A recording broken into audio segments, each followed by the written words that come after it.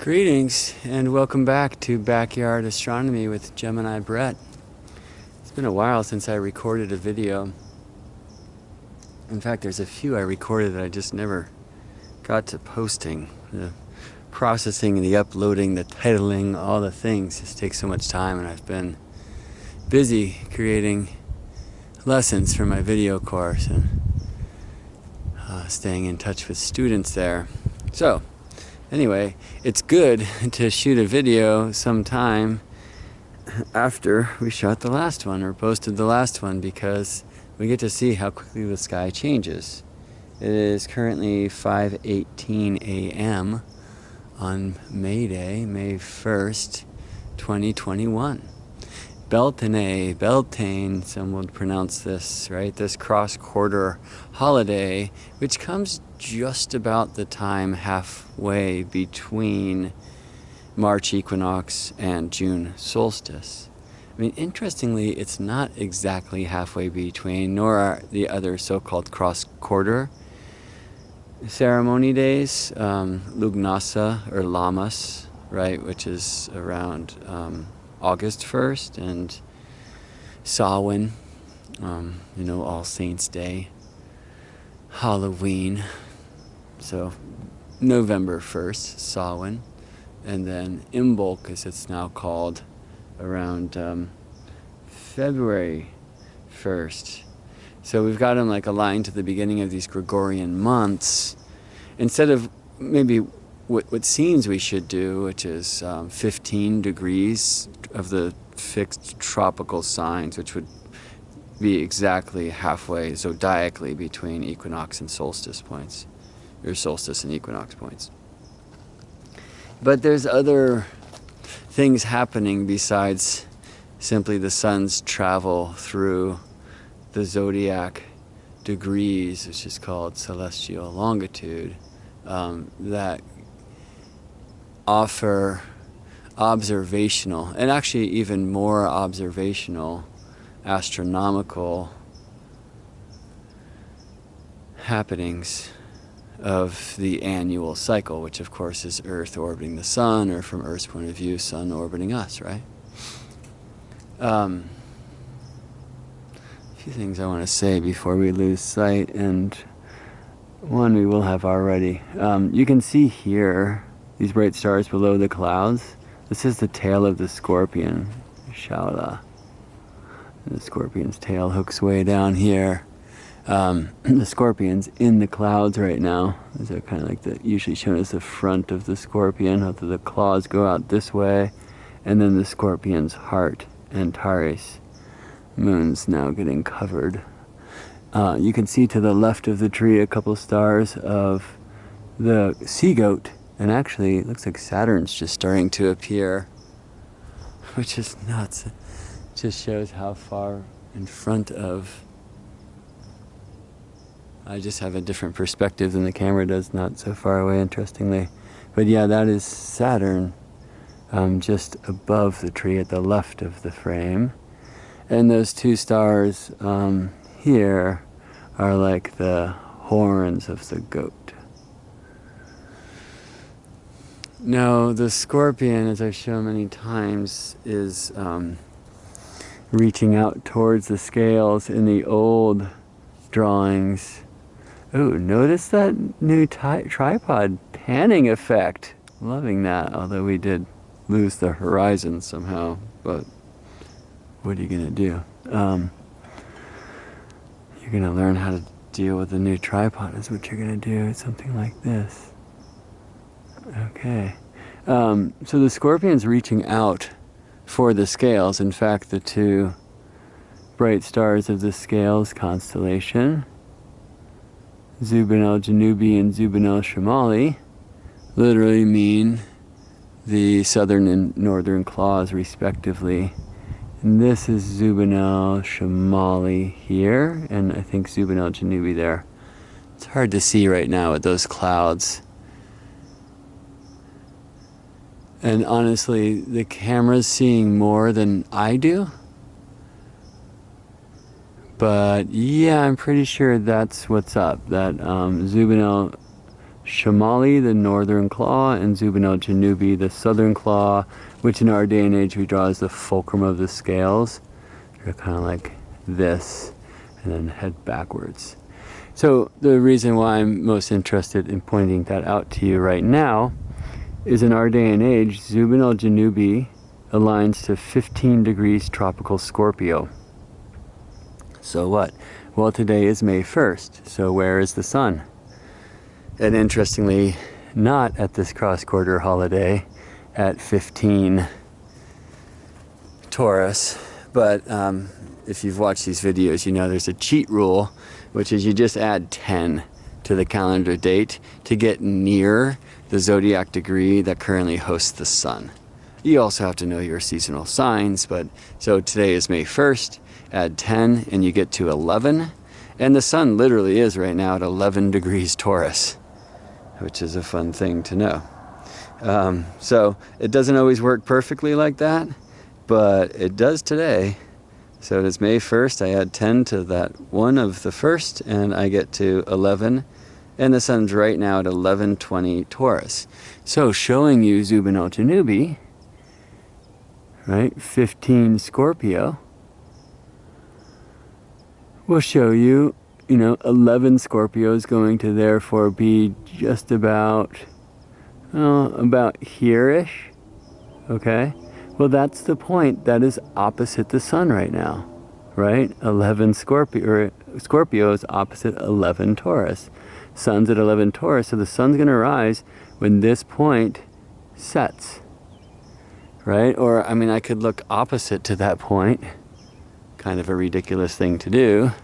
And I would also have to look down, but the sun is right here right now. And this is showing us one of the reasons why the 12th house is hidden things. Houses and trees and other things. I can't see much of what's rising now. I thought I just got a peek. Hold on. Yeah, I think we have to look through a gap in the leaves because Jupiter is behind this tree. Yeah, the camera's like pointing right at Jupiter. He's kind of right in between. Jupiter's right there, hiding in those trees. But Saturn revealing. So yeah, Jupiter, Saturn, they're very much separated since December 21st. Not too long ago when they were conjoined. All right, let's come over to this moon. So moon right now, a couple wonderful things we might be able to point out. Let's tune back into the constellational realm. Over here is the Scorpion. Scorpion's heart, Antares, 10 Sagittarius in our day and age. And clouds are coming to eat the moon again, but let's see who we can see.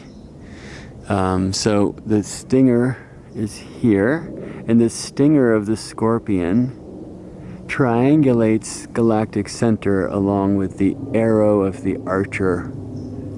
It's hard to say exactly, especially because the sun is beginning to rise, and the true reason why 12th house is hidden things is when the sun rises from the 1st to the 12th house, the stars go away, you see. Only moon will make it through.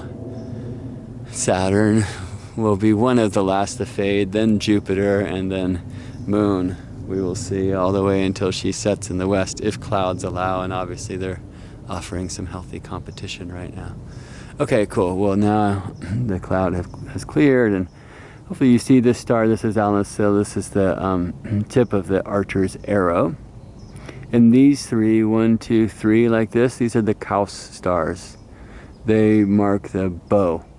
It's like higher than this and lower than this too, but those three stars, which are Caus Australis, meaning southern, Medius, meaning medium, and then Borealis, meaning northern, are like these bow stars.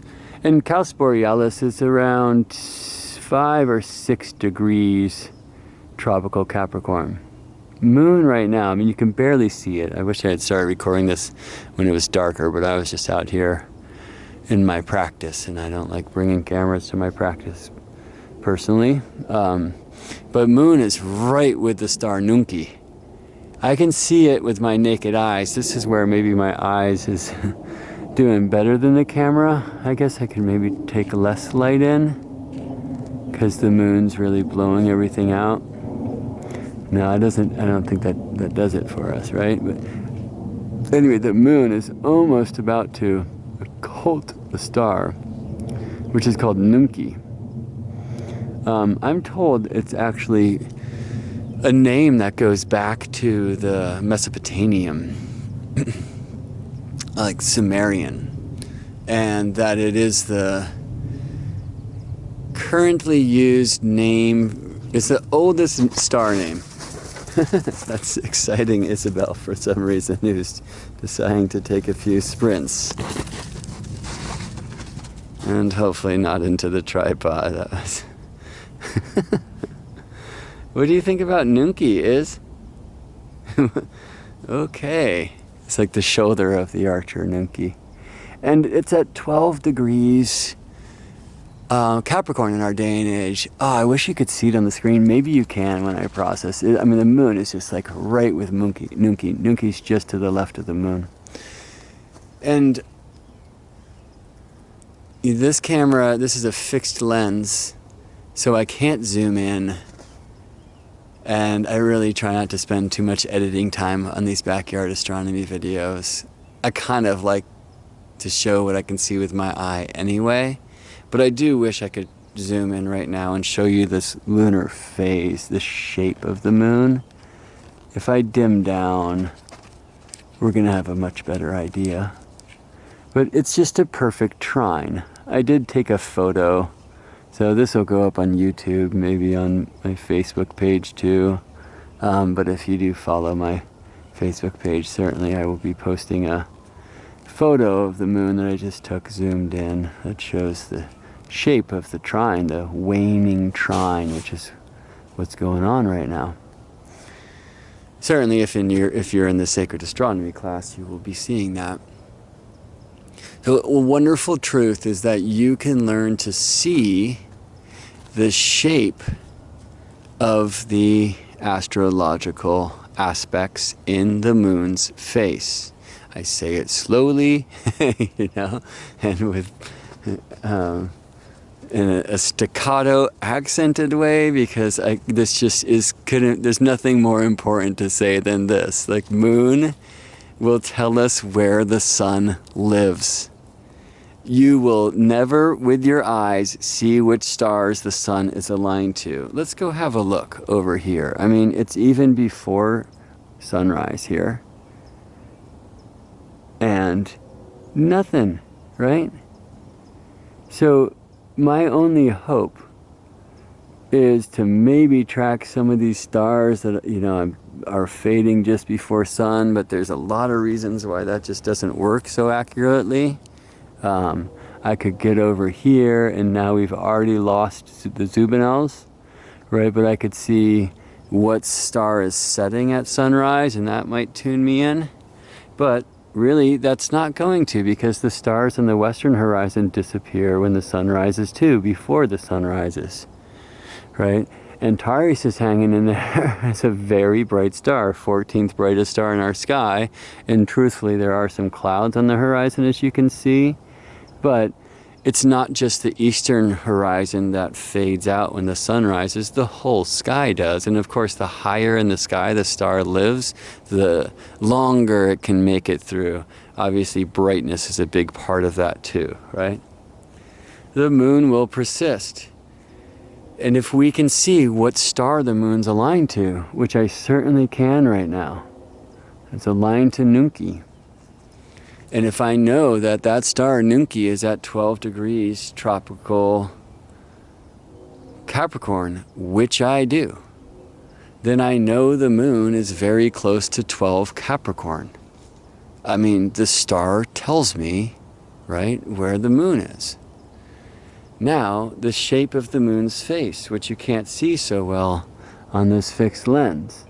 And let's head over here and watch Saturn as we talk about the rules of the thing, and Jupiter as we talk about expanding our journey. The shape of the moon's face will tell me how far she is from the sun. straight up. Wait, I mean curved up. The moon has the perfect trine shape right now. And we say, well, what's the trine shape? Well, let the moon teach you. Every month the moon will teach you what a waxing trine looks like, what a waning trine looks like. And you get to know these shapes, and you just, when you get outside, you're like, oh, the moon is trine. Right, so before I go to a chart, I always come outside and connect in. And, I saw, I really didn't even see the chart yesterday. I guess I cast it looking for the ascendant and the ruler of the ascendant at one point when I was recording a lesson. Or I was writing quiz questions, and it was last night or yesterday. It was yesterday, and I decided to wait for Virgo to rise with the Taurus Mercury in the 9th, which felt like a good time for, higher study quiz questions. More so than Leo rising with a Taurus sun in the 9th, 10th, although that certainly could have worked too. But I wasn't looking at the chart to tune into the astrology beyond that. I wasn't tracking the moon. I remember seeing the moon in the chart and the Capricorn ingress a couple days ago. Anyway, what I'm trying to say, or let me say it this way, sometimes I'm really diligent about tracking the chart daily and really kind of doing astrological practice. When I'm more on this sacred astronomy side, I actually kind of put that away in many regards intentionally. Just like when I'm writing songs, I stop listening to other people's music, so I'm not just kind of stealing ideas. In this way, I want the sky to teach me what the chart is, and then open the chart and confirm what I'm seeing rather than bringing the chart to the sky. Okay, so I know sun's at 11 Taurus, around 11 Taurus, because it's May 1st, and you had 10, and you get to 11, and May's Taurus. Now, again, it doesn't always work that precisely. Sometimes you're up to almost 5 degrees off just in this add 10 to the calendar date rule. But what if I didn't have a calendar at all? Now I have to know my stars. And as I do, I know the moon is about to literally see me. I guess maybe she'll pass just underneath it. And it's sad I won't see this. People in Hawaii right now who are watching the moon might actually get to see moon occult, Nunki. I can't tell, and sadly I won't be able to tell because Nunki's going to be gone very soon. But it looks from where I am that moon literally might occult Nunki tonight, which is a super cool thing to see, and I'm not going to see it. Why? Because the sun comes up into the 12th house, and the 12th house is hidden things because that star is going to leave, you see? But what I can see for sure right now is moon Nunki, moon trine. And I know Nunki 12 Capricorn, and I know therefore sun 11 Taurus, because the moon is 1 degree away from that star, which is 12 and change Capricorn. So that places the moon at 11 Capricorn, and the shape of her smile says trine, which means 120 degrees from the sun. So Diana delivered Apollo's birth. Moon delivers sunlight to Earth. Moon is literally telling me right now that the sun is at 11 degrees Taurus. Which is a beautiful way to tune into the sun's current zodiacal placement. If I try to learn this from the sun, I will go blind trying. When the star rises, there is only one star to see. When that star of ours we call the sun rises, there's only one star to see. All right. Welcome to Backyard Astronomy Rants with Gemini Brett. See you in space.